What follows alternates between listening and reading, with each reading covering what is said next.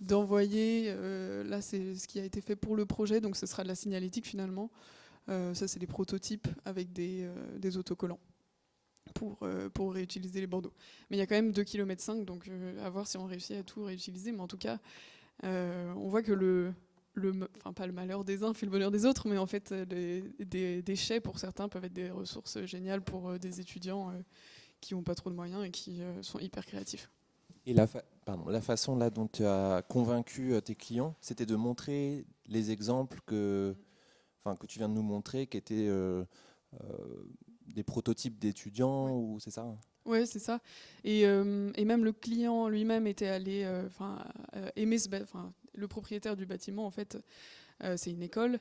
Il était allé dans cette école et pour lui, je sais pas pourquoi, mais les bandeaux, ça lui rappelait, ça avait une symbolique un peu ça lui rappelait sa scolarité. Et donc il a carrément accroché au fait de les réutiliser comme ça pour raconter l'histoire. Et en fait, on a joué un peu sur la corde sensible de raconter l'histoire des matériaux pour les rendre beaux et leur donner une seconde vie. Super. Et désirables. Tu parlais de désirabilité, en fait. On a créé un imaginaire et il nous a suivis. Enfin, c'est lui qui nous a fait penser à ça. Oui, oui, bien sûr, oui. Jérémy, je me tourne vers toi. Tu me faisais part que le réemploi était une solution parmi d'autres pour justement réduire les déchets. Est-ce que tu peux nous présenter quelques projets de l'agence Prémy 5Co et justement nous dire par quels moyens vous avez participé à éviter des déchets? Oui, tout à fait.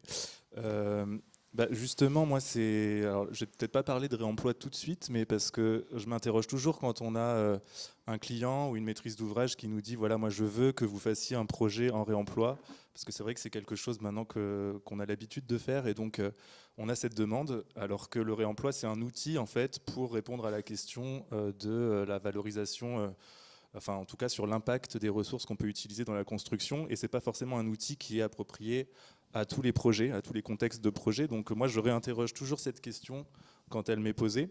Là, par exemple, c'est un projet de scénographie temporaire sur la place du Châtelet, donc il y a quelques années, pendant la fermeture des théâtres de la ville et du Châtelet, où il nous avait été demandé par la ville de créer une scénographie en réemploi, absolument. Et donc la première étape, ça a été plutôt de déjà faire un diagnostic de ce qu'il y avait autour de nous. Donc on a visité les ateliers des théâtres qui étaient fermés. Et c'est en discutant avec les équipes qu'on s'est rendu compte qu'il y avait tout un matériel scénique qui était stocké dans ces théâtres et qui n'était pas utilisé pendant toute la durée des travaux. Donc on est parti de ça, et donc on a emprunté ces matériaux, enfin ces matériels techniques, pour que ça devienne les supports à l'exposition. Donc on a changé les lentilles pour mettre des images à l'intérieur, et puis les volets des projecteurs sont devenus des supports pour le graphisme. Et on a loué la structure en échafaudage pour le temps de l'exposition. Donc c'est plutôt là, on a emprunté et fait de la location et non pas transformé des matériaux en réemploi. Donc c'est voilà, pour décaler aussi, essayer de poser la question, qu'est-ce qu'on recherche par le réemploi, quelle est vraiment la question sous-jacente à ça. On a d'autres projets où c'est pareil, là sur une scénographie temporaire mobile pour le Muséum d'histoire naturelle. Là aussi, il nous était demandé de travailler avec des matériaux de réemploi. Mais ce qu'on a questionné, c'était vraiment la réparabilité de ce qu'on allait construire pour que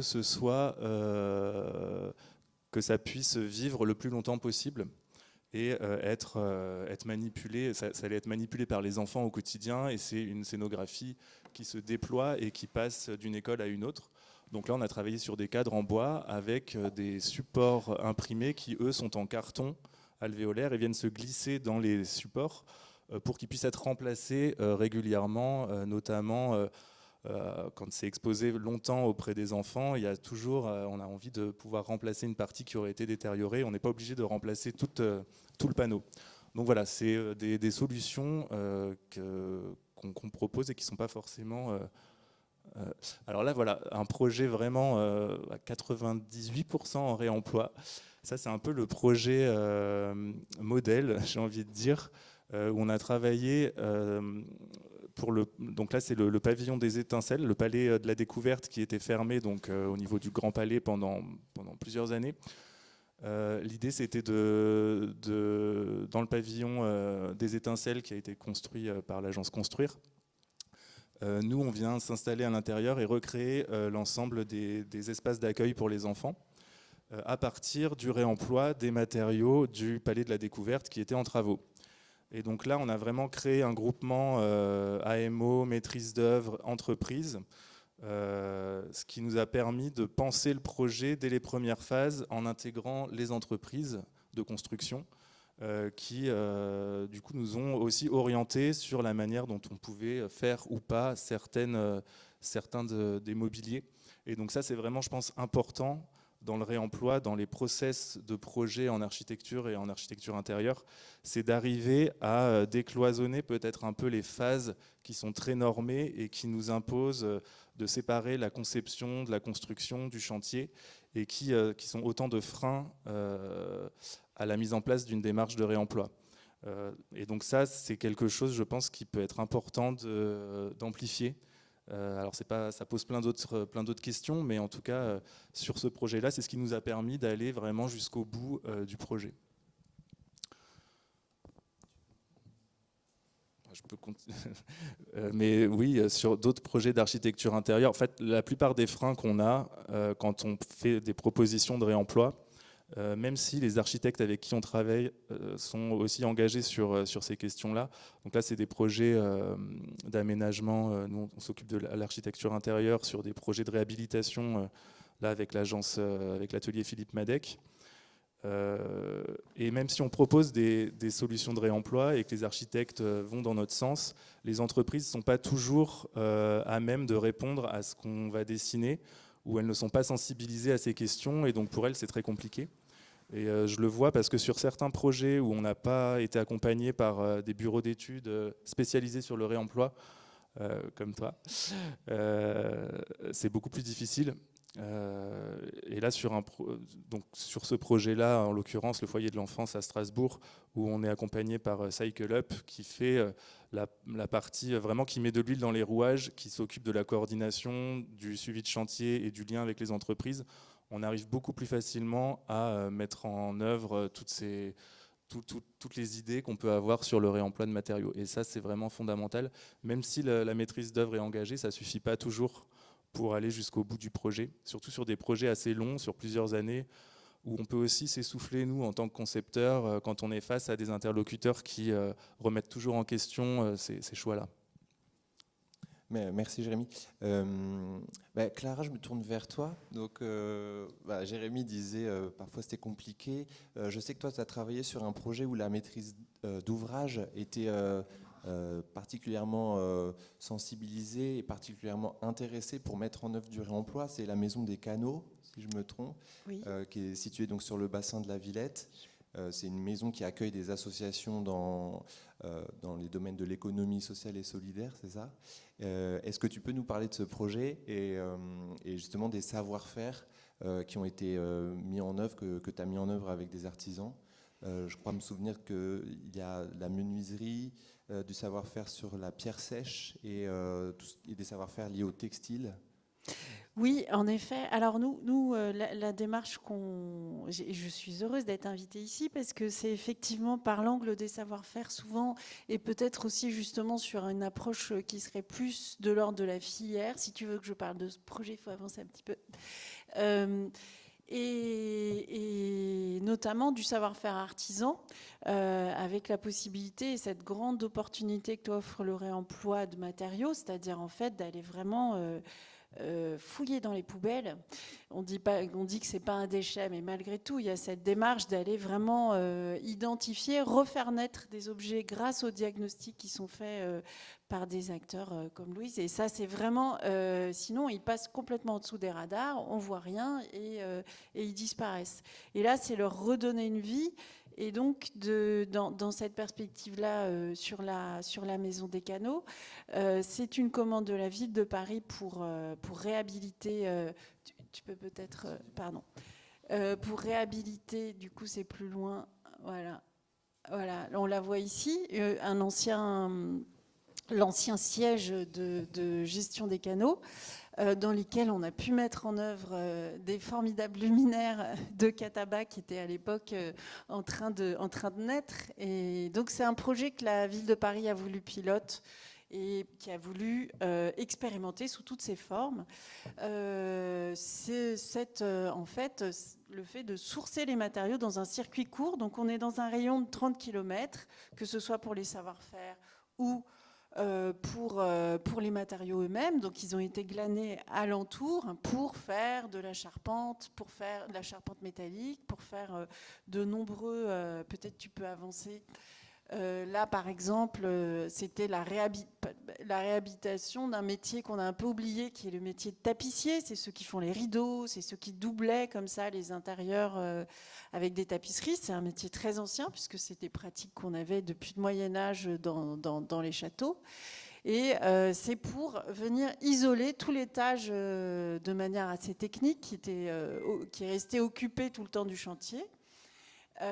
Avec d'anciennes moquettes qui ont servi quelques jours dans des lieux qui sont des lieux d'événementiel, de salons professionnels, et qui sont bénés immédiatement et qui ont un peu cet aspect de feutre. Et là, avec les résilientes qui travaillent au sein d'Emmaüs, qui font un travail de couture, donc elles étaient plutôt œuvrantes dans la création de coussins, de vêtements, avec des matériaux récupérés. Et là, elles ont pu façonner en fait autour des fenêtres qui viennent habiller l'isolant de tout l'étage. Donc c'est un des exemples, et leur redonner, tu peux peut-être avancer, voilà, leur redonner une matière nouvelle dont on soupçonnerait plus une vie ancienne de déchets et surtout de faible qualité. Là, par exemple, donc c'est la grande salle dans laquelle, avec les mêmes résilientes, on a imaginé des cloisons qui se déploient et qui se lèvent, puisqu'on a besoin de se réunir en grands groupes, mais aussi de pouvoir recréer des petits espaces. Et là, encore une fois, avec d'anciens matériaux issus de jacquard, des déchets qu'ils retrouvent dans les ressourceries Emmaüs. Le textile est un énorme producteur de déchets lui aussi. Elles ont pu créer ces matières, ces très belles matières qui viennent faire des cloisons acoustiques dans cet espace, par exemple. Où vous avez derrière d'anciens rideaux de grand-mère qui sont en fait des rideaux techniques qui permettent d'occulter, quand il y a des événements aussi, d'occulter la lumière de manière efficace, avec des bâches qui sont issues de l'industrie. Peut-être tu peux avancer, on montre d'autres exemples. Le métier tapissier, c'est aussi tout le travail des membranes. Donc là, c'est la récupération de papier sulfurisé pour créer des faux plafonds lumineux et des gaines de ventilation, ou alors d'anciennes cordes d'escalade. Les Parisiens grimpent beaucoup, donc ça fait aussi beaucoup de déchets qui sont là travaillés en macramé, de déchets qui n'est pas arrivé à obsolescence. On les remplace bien avant leur fin de vie. Pour créer une alternative à des grilles qu'on aurait faites en métal sinon. Voilà.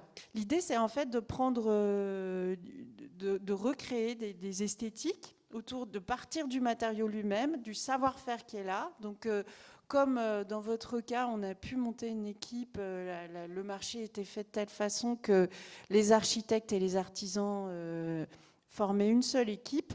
Et donc, on a pu concevoir ensemble, et ça parce que les architectes qui sortent de l'école, ils connaissent peu de choses des matériaux, ils sont très peu sachants, et ils ont beaucoup à apprendre des artisans dans leur transformation, dans la caractérisation des matériaux, puisque les matériaux qu'on va glaner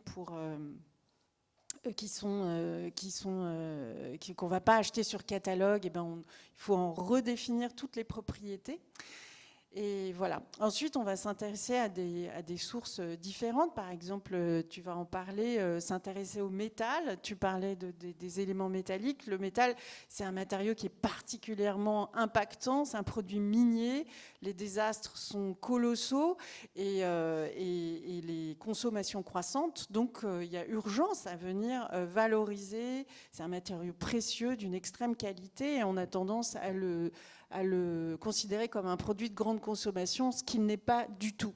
Donc c'est à nouveau avoir un regard amoureux sur ces matériaux. Là, c'est une ancienne porte, par exemple, d'une HBM d'un logement social. Donc on a tout de suite 200 portes. Ça nous permet d'imaginer un tas de solutions autour. Donc ici, voilà, avec un atelier d'insertion qui s'appelle l'atelier rare, une transformation pour créer un platelage là sur la terrasse des canaux par exemple, ou un treillage qui vient un support de végétation, et puis des mosaïques en bois sur les sols intérieurs. Tu peux passer, voilà.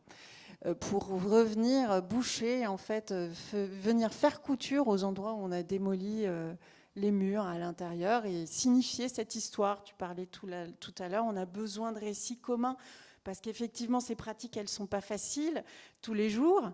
Il y a la logistique, qui est un des principaux freins. Il y a le frein culturel. Donc, il faut vraiment qu'on se raconte des histoires ensemble pour aller vers ces pratiques.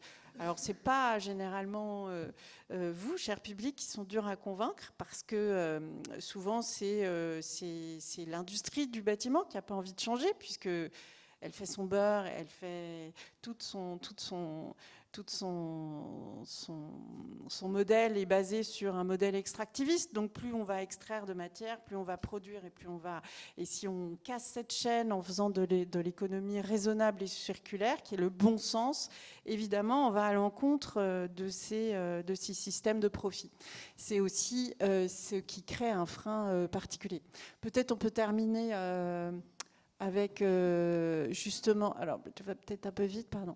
Là, des pierres qui ont été sourcées, c'est la ville de Paris qui rénove énormément d'espaces publics pour ses places, ses trottoirs, et donc là, elle a une plateforme sur laquelle elle stocke ses matériaux, ses retours de chantier, en fait, après avoir fait un chantier qui est à Bonneuil, donc tout près de notre chantier qui est dans le 19e, et on a pu, comme ça, dans son stock, c'est sa plateforme, des petites fins de série de différentes pierres créer des murs, des marches, des calades, ce qu'on appelle des sols sur lesquels on peut cheminer. Tu peux avancer peut-être, voilà. C'est grâce à la technique de la pierre sèche, donc sans ciment. Donc on va chercher comme ça des savoir-faire. Là, c'est un murailler qui est venu d'Ardèche, former les équipes. La notion de formation est très, très importante pour la mise en œuvre très robuste dans l'espace public et de grande qualité d'exécution qui donne des éléments très beaux qui vont durer finalement plus longtemps que le béton dont, rappelons-le, l'obsolescence est programmée. Voilà, quelques détails. En plus, c'est une des techniques qui accueille le vivant, la végétation, donc ça rend aussi désirable ces pratiques. Ça marche. Merci beaucoup, Clara. Mais Luc, je me tourne vers toi. Est-ce que tu peux nous expliquer les différentes démarches au sein de Cataba, donc à l'échelle de l'objet pour toi, et nous en dire plus sur la façon dont vous travaillez, ce que vous apportez à vos clients? Bien sûr. Bonsoir à tous et ravi d'être avec vous. Donc effectivement, Cataba, c'est une entreprise qui s'est créée en 2017 et avec cette volonté d'avoir de l'impact par la décarbonation de la production d'objets. Et on a fonctionné comme une entreprise qui se crée. C'est un peu un gros mot dans notre monde de l'économie circulaire de parler de start-up, mais en tout cas, la logique est celle-là, d'itérer, de bricoler, d'essayer de comprendre comment est-ce qu'on peut faire. Et on a commencé par le mobilier, sans y parvenir véritablement. C'est un marché qui est très concurrentiel et sur lequel il y a peu d'incitation des donneurs d'ordre à aller vers moins de carbone. Et puis autour de 2020, on a commencé à travailler avec une maîtrise d'ouvrage qui s'appelle Gessina, qui est une très grande foncière européenne et parisienne. Et Gessina avait des problématiques autour de la valorisation de ses déchets. Et les acteurs du bâtiment ne sont pas soumis aux mêmes réglementations que nous le sommes dans le secteur du mobilier. Et il y a des incitations, notamment dans le cadre d'une réglementation qui s'appelle la RE 2020, pour jargonner un peu. Et ça les incite à aller vers moins de carbone et donc à faire potentiellement du réemploi. Et ils avaient des tôles qui venaient d'un habillage de ventilo-convecteur, de radiateur qui longeait toute la façade d'un grand bâtiment rue de Courcelles, et ils ne savaient pas quoi en faire. Et c'est là où je rejoins complètement le propos de Clara, c'est qu'en fait on part du matériau et on interroge le matériau et ses propriétés. La demande de notre client au départ, c'était d'en faire du mobilier, et en fait c'était une tôle très fine d'un millimètre d'épaisseur, et avec une telle finesse de tôle, en réalité, vous n'avez pas d'effet structurant dès que vous la pliez, et donc vous êtes obligé de renforcer la structure, et donc on en est venu à faire du mobilier avec plein de ferrailles toutes neuves à l'intérieur pour que ça tienne debout. En plus, le mobilier coûtait une fortune, enfin bref, c'était plutôt un échec. Et au sortir de cette première expérimentation, on leur a dit, mais en revanche, il y a un savoir-faire qu'on connaît qui s'appelle le repoussage sur métaux et qui doit nous permettre de pouvoir faire avec votre tôle des lampes superbes. Et donc on leur a proposé d'expérimenter à nouveau avec ce savoir-faire-là. Et là, on a créé une première lampe Banville, puis une autre Horizon. Et d'ailleurs, ouais, c'est ça, c'est ce qu'on voit là. Merci beaucoup. Ouais, ça c'est la deuxième Horizon. Mais donc voilà, et c'est comme ça qu'est né ce produit-là. Et donc il est parti de la contrainte matière et de la demande du client. Et je trouve que c'est les deux leviers importants quand on veut faire du réemploi, c'est-à-dire que c'est les propriétés de la matière qui vont dire ce qu'il est possible de faire en fonction de votre connaissance du panel de savoir-faire qui est à votre disposition, parce que là aussi, il faut aller dénicher les savoir-faire, et ça, comment est-ce qu'on peut le travailler pour trouver les bonnes... On reste sur des problématiques d'économie d'échelle, hein, c'est-à-dire qu'il faut quand même arriver à trouver des procédés qui soient rentables à la fois pour l'artisan à qui vous allez demander un travail et qui va devoir être rémunéré, et pour votre client qui va devoir payer à la fin le produit, et il faut que ça rentre dans son équation économique. Et donc, de partir de cette problématique matière et procédé de transformation, et de l'autre côté d'avoir la donnée économique de la part de votre client, j'ai besoin de ça, et il ne faut pas que ça me coûte plus que ça, ben, ça permet de pouvoir, dans un environnement assez sain, résoudre cette problématique qui n'est déjà pas évidente en soi, mais au moins vous savez où est-ce que vous pouvez aller. Et on a travaillé comme ça donc sur la tôle, et on a aussi travaillé sur les dalles de faux plafond en les réutilisant. Tiens, ça c'est un autre projet, je peux vous en parler maintenant. Mais voilà, typiquement sur l'acoustique, c'est une AMO Réemploi qui nous avait pointé du doigt ce gisement, et donc on parle de ces dalles de faux plafond qui sont en 60 cm par 60 cm au plafond des salles de classe depuis des années et dans les bureaux. Et finalement, ce matériau a souvent des propriétés acoustiques intéressantes, mais il n'est plus au goût du jour, et accessoirement, ça se recycle un petit peu. Ça se réemploie un petit peu aussi. On a des acteurs industriels qui s'interrogent là-dessus. Mais quand il commence à avoir mauvaise mine, on peut en réalité le réemployer et du coup l'intégrer dans des châssis, et puis retapisser ce châssis-là et en faire un produit qui, au bout du compte, devient un produit plutôt premium.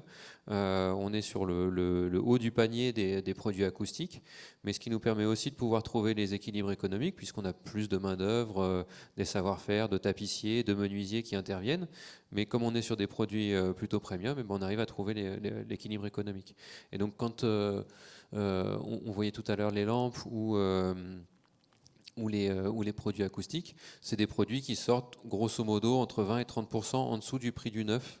Donc on arrive à être compétitif à condition d'avoir construit le produit au départ sur le bon marché et avec les bonnes informations en entrée. Autrement, c'est un jeu de hasard, et vous lancez la fléchette et vous voyez où elle arrive. Et il y a après une autre activité qu'on réalise depuis 4-5 ans, et qui consiste à accompagner des acteurs sur justement la création de ces produits circulaires.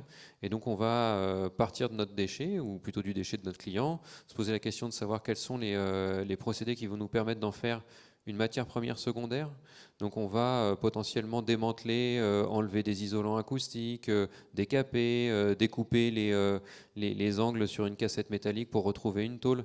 Et ça va nous permettre de doucement pouvoir se rapprocher d'un matériau qui est plus conventionnel et qui peut rentrer dans des process de fabrication artisanaux. Donc là, après, on a une phase de fabrication artisanale, et cette petite chaîne circulaire qui va nous permettre, par exemple, sur les luminaires, on va passer d'abord par un ESAT pour découper les tôles. Ensuite, on va passer chez le repousseur sur métaux, le décapeur d'abord, pardon, le repousseur sur métaux. Ensuite, on va chez un peintre. Ensuite, on retourne dans un ESAT pour aller faire le montage électrique. Et puis après, on a un logisticien qui assure le conditionnement et l'expédition. Donc vous voyez, il y a 6 acteurs différents qui interviennent et c'est ces petites chaînes de valeur circulaires qui nous permettent de pouvoir, au bout du compte, arriver à partir d'un déchet et faire un produit fini et qui sera adapté au chantier avec les certifications quand il faut que ça résiste au feu, etc. etc. Voilà un peu ce qu'on fait. Et il y a, on peut regarder voilà. Ça, vous le verrez bientôt parce que c'est un projet qui est en cours. Ce que vous voyez là, c'est les esquisses de la façade qui va voir le jour rue de Bercy, au pied de la gare de Lyon, et pour laquelle on a accompagné AREP à trouver des solutions pour pouvoir valoriser des rebuts de traverse de chemin de fer. Donc elles ne sont pas encore traitées avec ces polluants pleins de pétrole pour être mises sous voie, mais il y en a des milliers par an qui ne sont pas utilisés. Il faut savoir que la SNCF consomme 300 000 traverses par an. Donc il y a un peu de rebut. Et c'est ce rebut-là sur lequel on a travaillé pour essayer d'en faire un bardage de façade. Et donc d'ici, ça devrait commencer à être visible l'été prochain. On va commencer à avoir des anciennes traverses remises en œuvre en façade de la gare de Lyon. Super, ouais, donc vous pourrez voir et admirer le travail de Kataba aussi à l'extérieur, ouais. En tout cas. Super. Absolument. Merci beaucoup. J'ai peut-être envie de vous interroger là, de façon peut-être plus informelle sur peut-être des thèmes que vous vouliez développer. Peut-être toi, Louise, je sais que la question justement de l'esthétique, de la beauté de l'objet, on en a parlé. Je sais que dans 2 de tes épisodes, c'est revenu. Voilà, est-ce que tu aurais des choses à dire sur ça ? Sur l'esthétique de l'objet, alors c'est parfois un sujet pour certains, et vous, en tant que designer, vous me direz ce que vous en pensez, parce que certains veulent que le réemploi ne se voit pas pour que ça ne devienne pas vraiment un moyen de critiquer un projet, et d'autres qui jouent avec ça sur le côté très irrégulier ou le côté très assemblé, donc qui profiterait du discours autour du réemploi et de la seconde main, et des matériaux pour vendre, parce qu'en fait l'esthétique ça aide quand même à vendre finalement, et donc pas que bien sûr bien sûr, et donc l'esthétique quand même c'est un débat qui est très qui est fragile, parce qu'en fait peut-être que le designer va pas chercher forcément ça. Il y avait justement cet ami antiquaire qui parlait d'une expression qui consiste à dire beau de qualité. En fait, on parle même pas de si c'est beau ou pas, mais on dit que c'est beau parce que c'est de bonne qualité. Donc il disait aussi que la laideur se réemploie mal. Donc si on fait quelque chose de beau, en fait, et je te rejoins aussi sur l'amour des matériaux, parce que le fait d'aimer un objet, ça va nous pousser à le préserver et à en prendre soin et à le conserver, à le réparer. Et donc c'est là où l'esthétique peut vraiment être un outil très puissant pour faire perdurer les objets, parce que on va les aimer, et la robustesse aussi va nous aider à les préserver, parce qu'ils seront réparables, ils seront bien pensés aussi. Oui, c'est important. Jérémy, tu avais peut-être aussi... Oui, je trouve ça assez intéressant comme sujet. Il y a souvent ce préjugé, le réemploi, c'est forcément... Je sais pas si le micro marche, oui. C'est souvent, c'est souvent associé à des matériaux pauvres ou à quelque chose d'un peu bricolé, alors qu'en fait, justement, et tu le disais, le lien, souvent quand on travaille sur le recyclage ou sur le réemploi, Ça coûte souvent plus cher, enfin ça coûte cher surtout de le faire en France quand on est dans un marché concurrentiel avec des produits qui sont faits vraiment avec pas du tout le même processus. Et d'où l'intérêt d'avoir des finitions qui soient poussées, d'où l'importance du travail du designer aussi à ce stade-là pour faire converger le processus de recyclage et de réemploi pour aller vers le marché du haut de gamme ou du luxe qui permettra d'absorber économiquement les coûts de revient importants que peuvent générer le processus de réemploi. Et donc l'esthétique, elle est là aussi pour rendre viable le projet. C'est sûr que si on fait quelque chose qui n'est pas stable, et aussi je pense qu'au-delà de l'esthétique, nous sur notre projet de recyclage textile Pierre Plume, où on travaille à partir de textiles recyclés pour faire des matériaux acoustiques, évidemment l'esthétique, la question esthétique elle est là parce qu'on est designer et parce qu'on veut faire de beaux matériaux, mais également la stabilité en fait du matériau. C'est des matériaux qui s'adressent en parement mural pour les architectes qui les préconisent dans leurs projets. Et évidemment, entre l'échantillon qu'on va présenter aux premières étapes du projet jusqu'au chantier, il faut que la couleur elle soit stable d'une production à l'autre. Et donc nous, c'est ça qu'on recherche, c'est de maîtriser les gisements sur lesquels on travaille, que ce soit en termes de quantité et de stabilité, d'homogénéité, pour garantir cette exigence de qualité et de couleur maîtrisée. Sinon, ce serait difficilement vendable. Oui, mais Louise, justement, par rapport à ça, peut-être tu disais que ça te faisait penser à le gisement qui est stable, ça te faisait penser à quelque chose dont on pourrait sortir. Oui, c'est ça. Que si on cherche que aussi l'uniformité et on parle souvent de massifier le réemploi, c'est-à-dire pour entrer dans les mêmes logiques d'économie d'échelle, de faire une grande production pour réussir à casser les coûts. Mais peut-être qu'on passe à côté de ce qui est aussi unique et un peu rare et un peu hors du commun.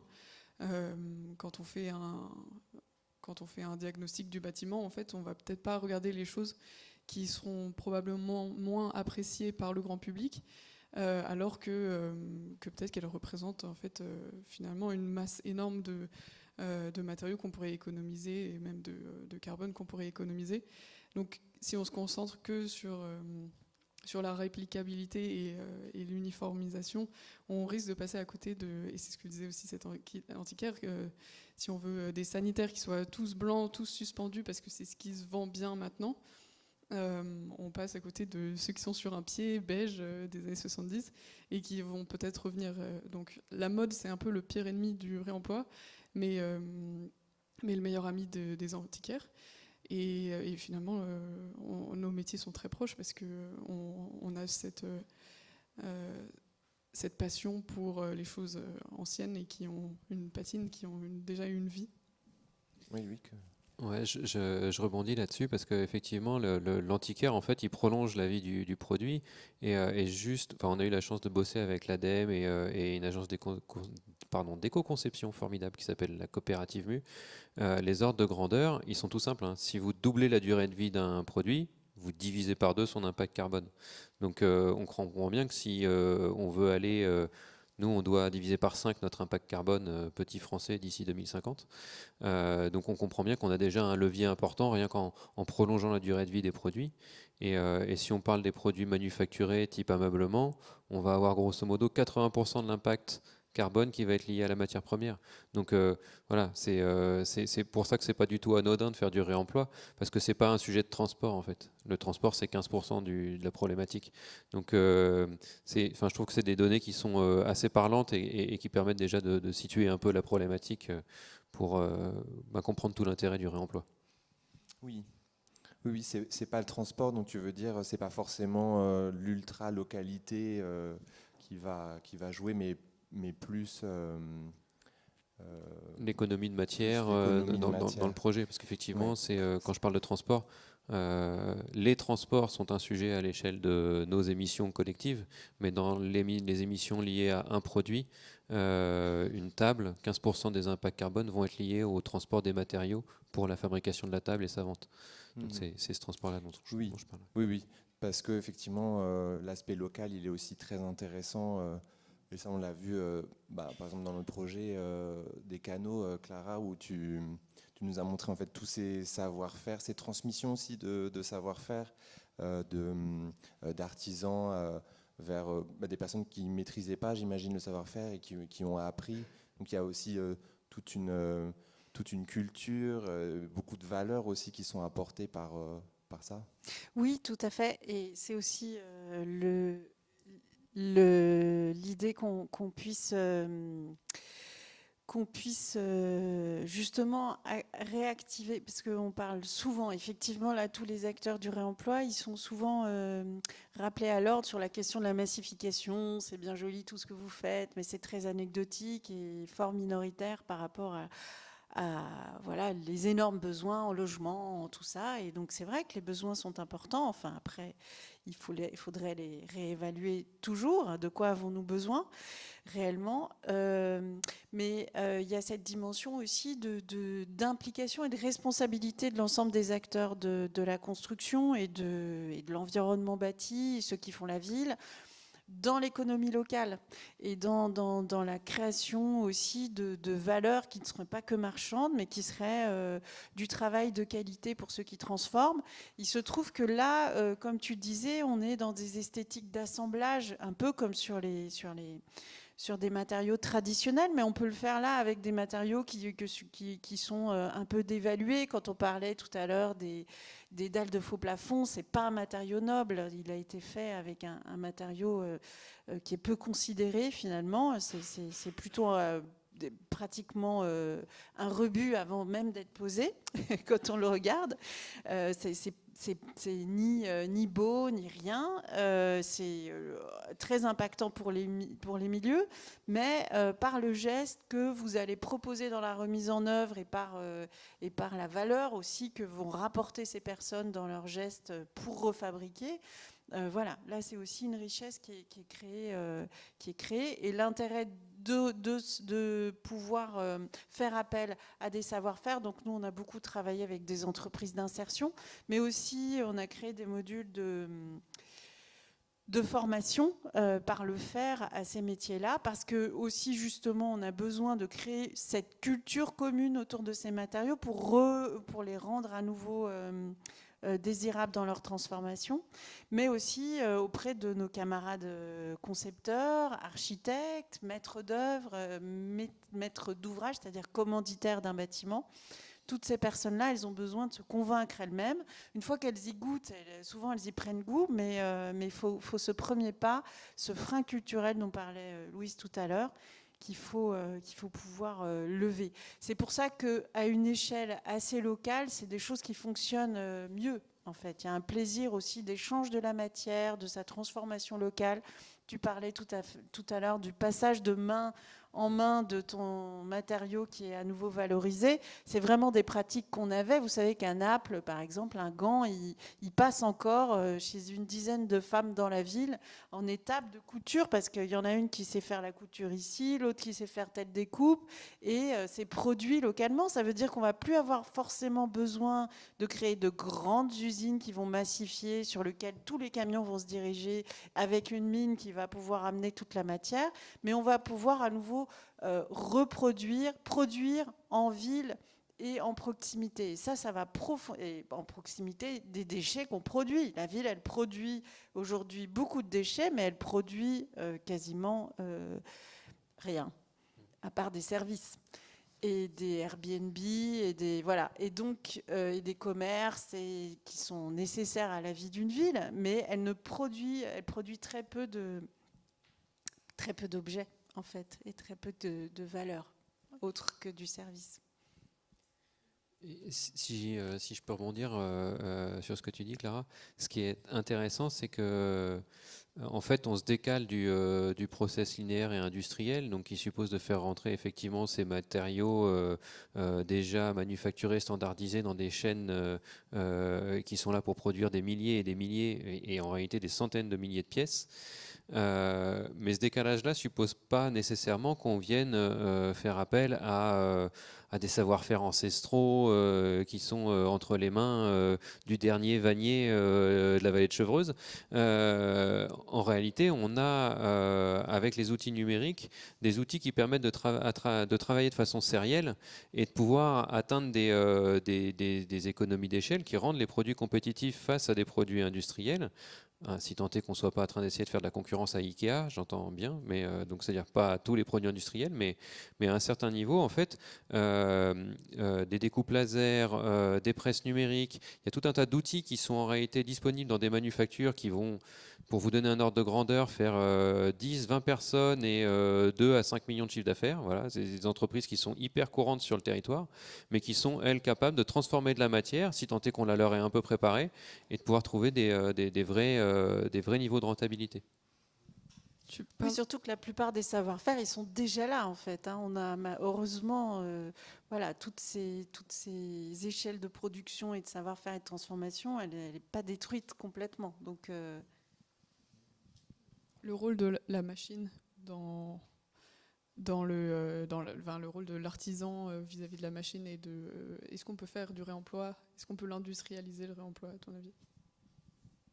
C'est une question de gisement, c'est-à-dire que typiquement quand on parle des dalles de faux plafond, nous on ne les transforme pas les dalles de faux plafond ou éventuellement on les recoupe, mais c'est des choses qui peuvent se standardiser, ouais, et pour le coup c'est tout à fait industrialisable. Après on n'en est pas là en termes d'échelle de production. Le plus gros projet qu'on ait fait c'est 1400 m², c'est déjà significatif, mais moi je suis convaincu qu'il y a une capacité à sérialiser, je ne vais pas dire industrialiser, parce qu'on a toujours ces matériaux qui peuvent être un peu protéiformes, mais en tout cas, on peut vraiment monter, on peut massifier. Enfin, et c'est parce qu'on débute, enfin, on en parlait, mais toutes les investigations que Clara a conduites autour de la maison des canaux, on se rend bien compte qu'on a quand même, on n'est plus du tout dans le registre de ce qu'on connaissait il y a 15 ans. Où en fait l'upcycling et le réemploi c'était des meubles en palette. Enfin, on a aussi ce besoin de beauté et cette envie d'aller vers quelque chose de beau, de séduisant et qui puisse dans lequel tout un chacun puisse se projeter, puisse le désirer et ça on y arrive à mesure et donc on va aussi voir les choses se massifier, je pense, en parallèle. Mais moi, je voudrais juste rajouter, je pense que la massification du réemploi, elle peut passer par l'industrie. Mais je pense qu'il y a un vrai volet important à l'échelle individuelle, d'être déjà capable d'accepter de ne pas vivre entouré que d'objets industriels et tous en série, et être aussi capable d'agir sur notre environnement et sur nos objets. Nous, c'est ce qu'on fait aussi aux ateliers Chute Libre. C'est pour ça qu'on a créé ces ateliers. C'est pour mettre à disposition des matériaux de réemploi au grand public, pour qu'ils fabriquent des meubles et des objets eux-mêmes et qu'ils repartent avec. Donc ils valorisent cette ressource, mais c'est également pour les sensibiliser à des modes de construction simples. Donc on travaille qu'avec des assemblages secs et sur des designs assez simples, c'est vraiment du bricolage. L'idée, c'est aussi que les personnes soient capables de réparer les objets qu'elles utilisent au quotidien, qu'elles sachent utiliser des outils simples de tous les jours pour pouvoir aussi ne plus être dans une position de consommateur des objets qui les entourent, mais être plutôt avec un regard un peu éveillé et un peu opportuniste sur voilà, des réparations, des assemblages un peu de briques et de broc aussi au quotidien. Mais c'est je pense aussi ce volet-là qui peut avoir un vrai impact sur notre consommation de ressources. Il y a la partie industrielle, mais tout le volet intime chez soi pour pouvoir prolonger la vie des objets qui nous entourent. On peut imaginer aussi une industrie qui serait plus manufacturière, c'est-à-dire une échelle plus... et qui sache justement s'adapter, qui soit beaucoup plus en capacité d'assouplir son design aussi pour pouvoir justement accueillir une matière déstandardisée. C'est-à-dire il faut quand même, là vous voyez les exemples de portes, mais on a beaucoup travaillé avec les fenêtres aussi, les fenêtres en bois qui sont massivement déposées pour des raisons de rénovation thermique, avec l'atelier rare. Donc là, il n'y a pas... Oui, là, il y a un petit exemple, mais qui sont des matériaux qui vont varier dans leur dimension, des montants qu'on va réutiliser. Et donc, autour de ce gisement-là, qui va être variable, mais qui justement va créer cette vibration esthétique qui sera très enviable, enfin très désirable, encore une fois, pour réutiliser ce mot, et qui en même temps, c'est aux architectes de faire l'effort et aux designers de faire l'effort de retrouver des designs qui puissent absorber ces différences dimensionnelles et malgré tout permettre à l'artisan, au producteur, à la manufacture de produire un peu de série, parce qu'en effet, pour trouver son modèle économique, il va falloir qu'il y ait relativement une série. On n'est plus à l'époque où on peut passer 3 mois à faire une table. Enfin, si, dans certains contextes, heureusement. Mais voilà, c'est des modèles qui sont compliqués maintenant, en tout cas à nos échelles. Et en même temps, personne n'a envie de vivre dans un standard avec que des bibliothèques Billy. C'est le désir de personne, en vrai. Personne n'a envie de ça. Et voilà. Peut-être qu'on peut demander au public si c'est leur désir. Non, il y a peut-être des réactions. Peut-être que nos invités seraient.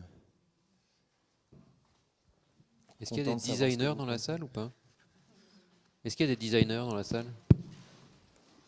Et moi, je peux vous poser une question?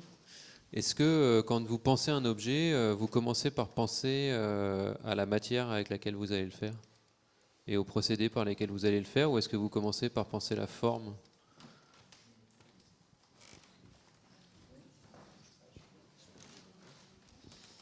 Nous, on est jeunes designers, du coup, on sort d'école. Et du coup, en fait, ça dépendait des projets, mais moi, personnellement, c'est ce où j'arrive à aller le plus loin, c'est quand il y a la contrainte de la matière, bien sûr.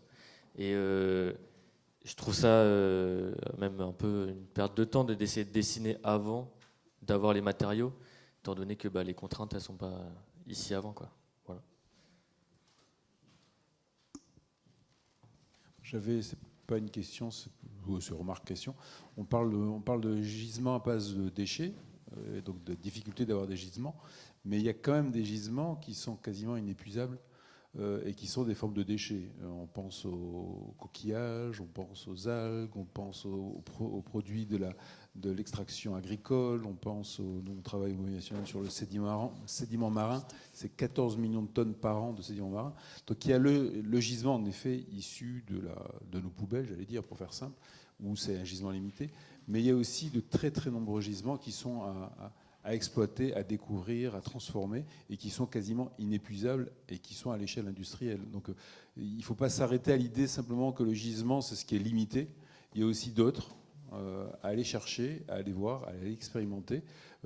Et là, ils sont vraiment inépuisables. Mais c'est remarque, question. Oui, bonsoir. Moi, j'avais juste une question. C'était sur le réemploi des métaux. En fait, comment on arrive à faire du réemploi quand en fait les métaux sont en fait financièrement plus intéressants à recycler? Donc, comment faire du réemploi de métaux? C'était ma question. Alors, en fait, la question elle est économique, c'est-à-dire que Oui. ouais. En fait, si on regarde notre lampe qu'on a vue tout à l'heure, et c'est pour ça que je parlais de partir de la donnée d'entrée, d'avoir le prix attendu sur le produit comme donnée d'entrée, parce qu'en réalité, notre lampe dont on va effectivement décaper, etc., enfin, il y a tout un tas d'étapes qui sont lourdes et onéreuses. En fait, elle ne vient pas en concurrence avec une lampe identique faite avec un matériau industriel. Elle vient en concurrence avec une lampe identique faite avec un matériau industriel, mais qui est passée entre les mains de 2 ou 3 revendeurs. Et donc du coup, en fait, on fait ce que dans le langage de l'entrepreneuriat, on appelle de la désintermédiation. On supprime les intermédiaires. Et c'est là où du coup le réemploi devient tenable. C'est qu'en fait, on vient faire exister une marque, une porte d'entrée, et on ne trouve plus que éventuellement un distributeur, mais pas 3 ou 4. Parce que la plupart des lampes que vous voyez chez Leroy Merlin et qui sont tout à fait abordables, alors Leroy Merlin, je pense qu'ils se sourcent directement en Chine, mais on trouve aussi beaucoup d'acteurs qui se sourcent en Chine, vont faire maison et objets en tant que grossiste et revendent à tout un tas de boutiques. Et donc on a comme ça 2, 3 intermédiaires avant de trouver le prix auquel monsieur et madame tout le monde achètent leurs lampes. Merci beaucoup. On a le même problème dans l'agriculture. Hein. C'est les prix des intermédiaires qui font monter les prix. Le prix direct au producteur coûterait beaucoup moins cher. L'autre intérêt du circuit court, c'est aussi ces relations de confiance. Vous avez des partenaires en fait, et vous les consolidez, ces partenariats, dans le temps. Et effectivement, la pratique, elle peut être plus laborieuse parce qu'elle demande plus d'énergie à la caractérisation, que d'acheter sur un catalogue et de concevoir avec des matériaux standards. Mais en même temps, cette relation de confiance, elle permet d'entamer, de se lancer aussi dans des projets en confiance et d'aller au bout des solutions aussi quand tout n'est pas abordé. Mais comme on sait qu'on travaille en sécurité l'un et l'autre, que personne ne va se mettre en danger, eh bien, il y a aussi cette relation de solidarité autour du fait de construire qui est extrêmement précieuse. Ouais, moi j'adhère totalement à ça. C'est avant tout des relations humaines qui permettent de consolider ce truc-là et de le rendre possible, parce qu'en fait il y a des itérations successives. Au début on a un peu de mal, mais on y croit tous ensemble et on finit par arriver à accélérer, à faire un projet où tout le monde s'y retrouve. Et puis c'est des solidarités territoriales. Enfin, c'est très chouette et ça crée des écosystèmes. Enfin, moi je travaille beaucoup du côté de Marne-la-Vallée, dont je suis originaire, et j'ai un tapissier, un repousseur sur métaux. Enfin, il y a tout un tas d'acteurs qui sont là-bas, et j'ai mon petit écosystème de gars avec qui je travaille et on se connaît depuis des années, et c'est vraiment sympa. Et ça crée beaucoup de plaisir. C'est ça qu'il faut dire aussi dans la pratique. Elle peut être difficile, mais c'est vraiment un grand plaisir de travail. D'autres questions?